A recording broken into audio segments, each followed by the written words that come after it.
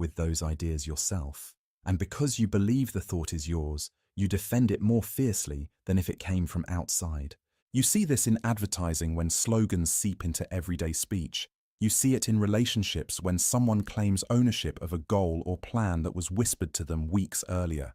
Even in politics and media, repeated narratives become common sense as people unknowingly recycle them as their own insights. The danger lies in how natural it feels. A borrowed idea doesn't feel borrowed.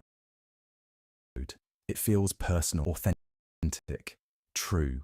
Asia is so powerful. It doesn't just feed you thoughts. It convinces you they were yours all along, making you both the author and the believer of someone else's design. Confabulation encouragement. The mind hates gaps. When memory fails, it doesn't admit silence. It fills the space, fragments of truth. This is confabulation, recalling events that were never there, but believing them with absolute certainty. Neurologists first observed this in patients with brain damage. When asked about missing details, patients didn't say, "I don't know."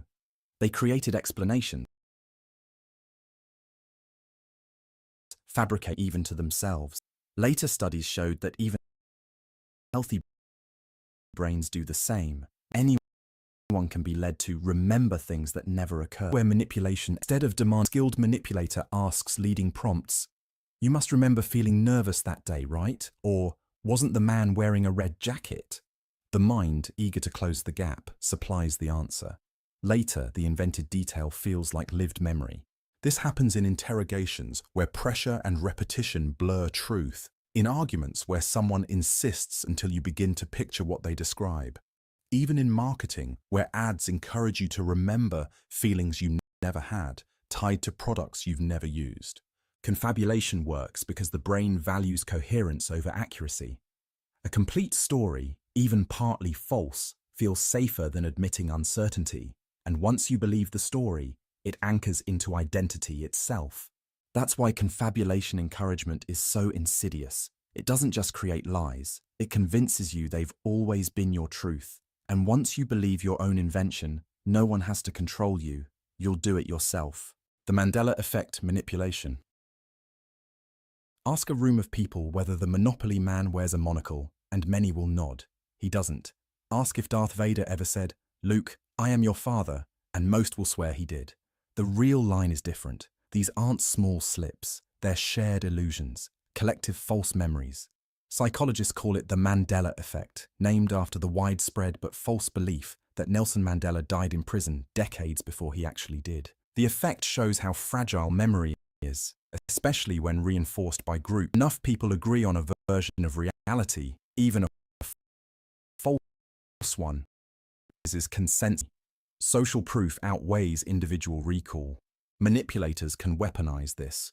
Repeating a false detail often enough, in enough voices, creates the illusion of truth. A rumor becomes history. A fabricated story, repeated across conversations, feels more reliable than a solitary memory of the truth. Media, politics, and advertising all lean on this, not by creating facts, but by shaping what people believe they've always known. The danger is that the Mandela effect erodes confidence in memory itself.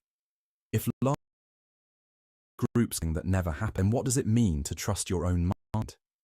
That doubt creates space for someone else to supply their version of reality, one you may adopt just to feel certain again.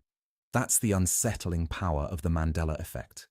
It doesn't just distort the past, it builds a past that never was, and convinces you it's the only one that ever existed. Groupthink enforcement. A decision is made in a meeting. You notice flaws, risks, reasons to hesitate.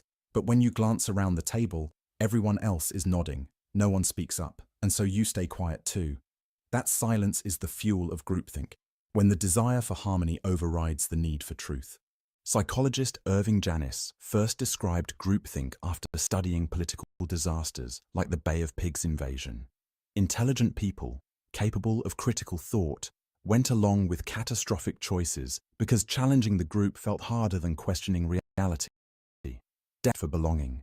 Groupthink thrives on unspoken pressure. Dissenters fear being seen as disloyal, negative, or disruptive. Leaders, whether intentionally or not, reward agreement and punish resistance. Over time, individuals stop voicing concerns, and the illusion of consensus grows stronger.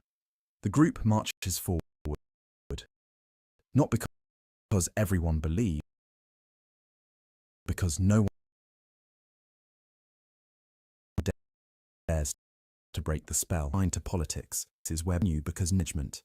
In fact, traditions survive because questioning them feels like betrayal.